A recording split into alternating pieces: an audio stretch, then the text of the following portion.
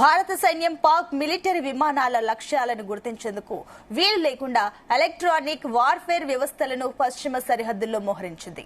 ఇవి పాక్ సైన్యం వినియోగించే గ్లోబల్ నేవిగేషన్ శాటిలైట్ సిస్టమ్ సంకేతాలను బలంగా అడ్డుకుంటాయి.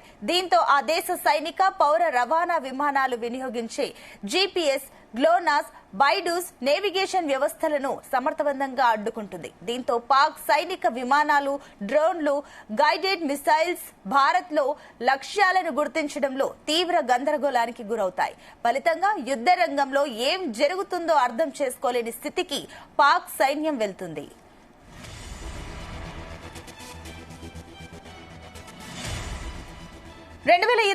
Centre for land warfare studies లెక్కల ప్రకారం భారత్ వద్ద ఇలాంటి వ్యవస్థలు దాదాపు 50 వరకు ఉన్నాయి.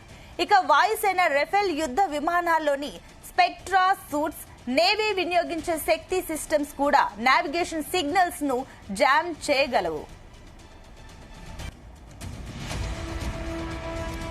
ఇక పాకిస్తాన్ లో సొంతంగా తయారు చేసుకున్న ఎలక్ట్రానిక్ వార్ఫేర్ వ్యవస్థలను లేవు, కానీ చైనా నుంచి దిగుమతి చేసుకుని DWL-002, జార్ఫా కోస్టల్ EW సిస్టమ్ వంటివి ఉన్నాయి.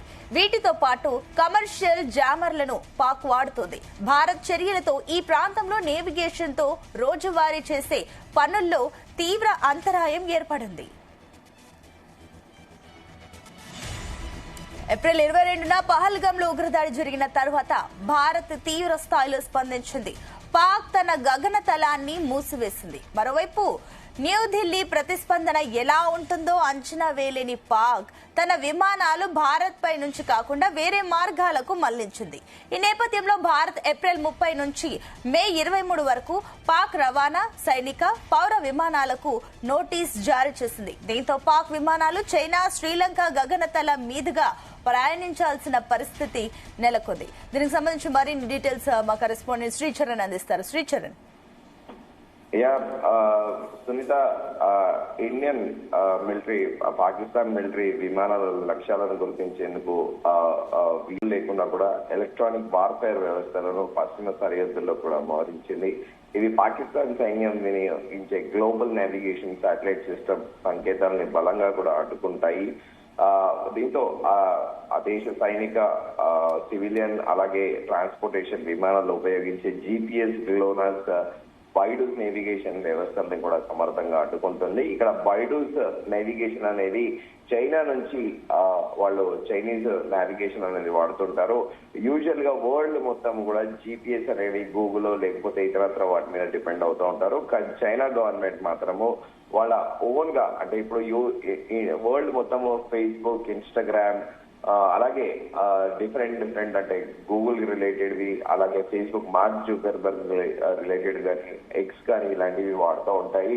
కానీ చైనా గవర్నమెంట్ కంప్లీట్ గా వెబ్సైట్స్ కానీ, సోషల్ మీడియా కానీ, ఎగ్జాంపుల్ మన టిక్ టాక్, గతంలో మన దగ్గర టిక్ టాక్ బ్యాన్ చేశారు. టిక్ టాక్ అనేది ఉండేది. ఆ టిక్ టాక్, సిమిలర్ అట్లాంటివి చాలా వెబ్సైట్, అంటే గవర్నమెంట్ ఏదైతే వెబ్సైట్స్ ఉంటాయో అక్కడ సివిలియన్ అంటే సిటిజన్స్ కూడా, చైనీస్ సిటిజన్స్ కూడా అవే వాడుతూ ఉంటారు. సో ఈ బైడూస్ నావిగేషన్ కూడా సిమిలర్ గా ఇది చైనీస్ నావిగేషన్ రిలేటెడ్. ఇది పాకిస్తాన్ కి చైనా హెల్ప్ చేస్తూ ఉంటుంది నావిగేషన్ రిలేటెడ్ ఇష్యూస్ పైన.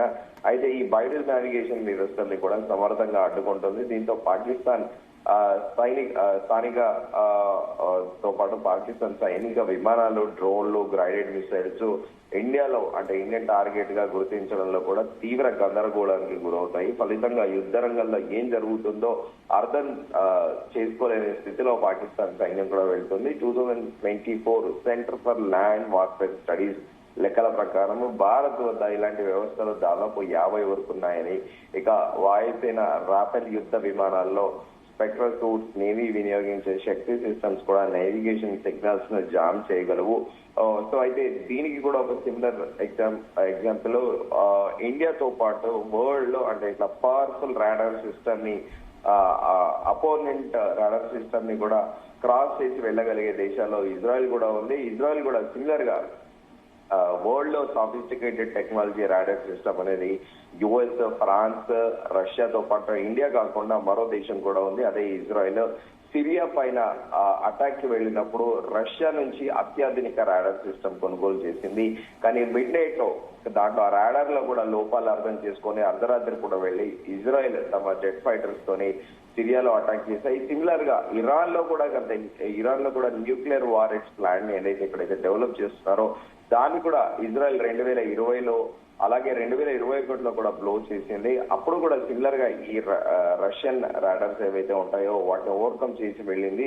సో సిమిలర్ గా అలాంటిదే ఇండియా దగ్గర కూడా అలాంటి radar system, modern radar system కూడా ఉన్నాయి. సో మోర్ దెన్ 50 వరకు కూడా ఇండియా దగ్గర ఉన్నాయి.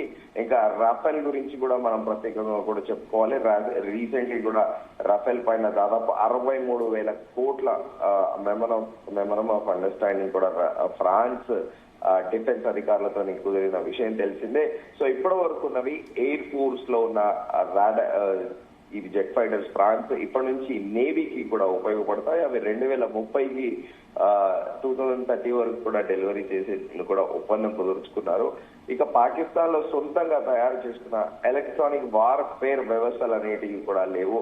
చైనా నుంచి దిగుమతి చేసుకున్న DWL-002 అలాగే జర్బా కోస్టల్ EW సిస్టమ్ వంటివి ఉన్నాయి. వీటితో పాటు కమర్షియల్ జామర్లను పాకిస్తాన్ వాడుతుంది. ఇండియన్ యాక్టివిటీస్ ఈ ప్రాంతాల్లో నేవిగేషన్ తో రోజువారీ చేసే పనులలో కూడా తీవ్ర అంతరాయం ఏర్పడుతుంది. అయితే మనందరికీ తెలిసిందే ఏప్రిల్ 22 పహల్గామ్ లో ఉగ్రవాద దాడి జరిగిన తర్వాత ఇండియా కూడా తీవ్ర స్థాయిలో కూడా స్పందించింది. పాకిస్తాన్ గగనతలాన్ని మూసివేసింది. మరోవైపు న్యూఢిల్లీ ప్రతిస్పందన ఎలా ఉంటుందో అంచనా వేయలేని పాకిస్తాన్ తన విమానాలు భారత్ అంటే ఇండియా పై నుంచి కాకుండా వేరే మార్గాలకు మళ్లించింది. ఈ నేపథ్యంలో ఏప్రిల్ 30 నుంచి మే 23 వరకు పాకిస్తాన్ ట్రాన్స్పోర్టేషన్ అలాగే మిలిటరీ సివిలియన్ విమానాలకు కూడా నోటీస్ జారీ చేసింది. దాంతో పాకిస్తాన్ విమానాల్లో ఇప్పుడు చైనా, శ్రీలంక గగనతలాల మీదుగా కూడా ప్రయాణించాల్సిన పరిస్థితి అయితే నెలకొని ఉంది. Sunitha. Right Sricharan, thank you.